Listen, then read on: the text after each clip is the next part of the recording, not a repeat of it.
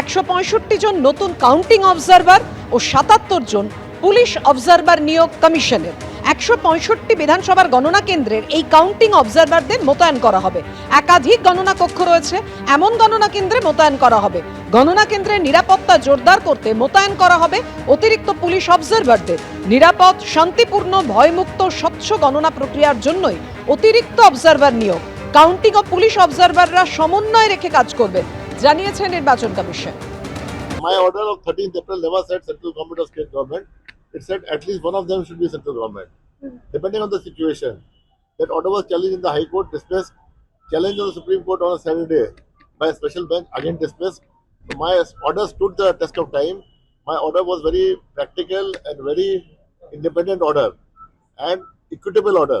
It was meant to ensure free and fair counting. Diamond Harbour এবং মগরাহাট পশ্চিমে পুনর্নির্বাচন কি হবে ফলতায়? আপনাদেরকে জানিয়ে রাখি, ফলতায় যে দাবি উঠছে পুনর্নির্বাচনে তা নিয়ে সিদ্ধান্ত নেবে নির্বাচন কমিশন, এমনটাই জানিয়েছেন সিইও। কমিশনের রিপোর্ট পাঠানো হয়েছে, আমাদের হাতে কিছু নেই। ফলতায় নির্বাচন সুষ্ঠু অবাধ হয়েছে কিনা তার রিপোর্ট কমিশনে গিয়েছে, কমিশনের বিবেচনায় আছে বললেন সিইও মনোজ কুমার আগরওয়াল। নির্বাচন কমিশনের কাছেও কিন্তু এই খবর আসে, যেখানে দেখা যাচ্ছে যে ফলতা বিধানসভার হাসিমনগর এলাকায় তুমুল বিক্ষোভ হচ্ছে এবং সেখানে একদম তৃণমূল দুষ্কৃতীদের বিরুদ্ধে মহিলারা কিন্তু অভিযোগ করছেন যে তাদেরকে ভয় দেখানো হচ্ছে। এই মুহূর্তে জানিয়ে রাখি যে এই দুজনের বিরুদ্ধে, অর্থাৎ ফলতার সুজাউদ্দিন শেখ এবং ইসরাফিল চকদার এবং তাদের বাহিনীদের বিরুদ্ধে কিন্তু এফআইআর করার নির্দেশ দিল কমিশন। অর্থাৎ এদের বিরুদ্ধে যে অভিযোগ রয়েছে, যে ভয় দেখাচ্ছে এবং সেখানকার যে ভোটাররা রয়েছেন সেক্ষেত্রে এই ভোটারদের এরা যে ভয় দেখাচ্ছে এবং অবশ্যই যে অভিযোগ আসছে মহিলারা অভিযোগ করছেন, সেই অভিযোগের পরিপ্রেক্ষিতে কিন্তু নির্বাচন কমিশনের এই নির্দেশ এই দুজনের বিরুদ্ধে এবং যারা এদের বাহিনী রয়েছে তাদের বিরুদ্ধে এফআইআর করার নির্দেশ দেওয়া হয়েছে। রুমা, তুমি আমাদের সঙ্গে থাকো। আপনাদেরকে জানিয়ে রাখি, ফলতায় পুনর্নির্বাচনের দাবি এবং পাল্টা দাবির মধ্যে একেবারে উত্তপ্ত হয়ে উঠেছে ফলতা, যেখানে ফলতার গ্রামবাসীরা, মহিলারা, তারা বিশেষত অভিযোগ করছেন যে ভোটের ফল ঘোষণা হয়নি, তার আগে এই অবস্থা, আমাদেরকে ধরে ধরে প্রত্যেককে ভয় দেখানো হচ্ছে, আমরা ভয়ে তৃণমূলকে ভোট দিয়েছি তাও রেহাই পাচ্ছি না, এমনই অভিযোগ করেছেন গ্রামবাসীরা।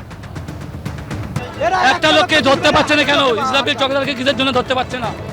ইসলামী চকদারকে ধরতে পারছে না, অথচ গ্রামের হাজার হাজার লোককে শুধু বলছে কোঅপারেট করুন। সেখান থেকে কোঅপারেট করে আসছে। এটা কিসের জন্য হচ্ছে? সিঙ্গাম হলে তো আরো ভালো, সিঙ্গামকে নিয়ে আসো, অজয় পাল শর্মাকে নিয়ে আসো, দেখো সব সমাধান হয়ে গেছে।